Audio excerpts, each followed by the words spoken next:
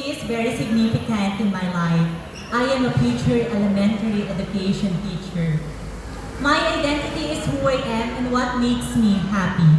I believe that I can educate one people, one step at a time. My advocacy is to stop gender bias employment, in which I highlight because I believe that there is no gender when it comes to teaching. Because in home, in school, or in wherever you are, you will be informed, you will be educated. That is why if I would be given a chance to educate one people, then I would be very happy. Because that is my chance, a chance to change the world.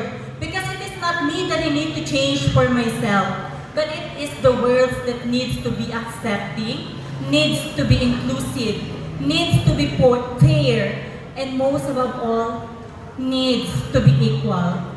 Dahil palagi po nating pakakatandaan, tao lamang din po kami. Kung ano ang magagawa mo ay magagawa rin namin.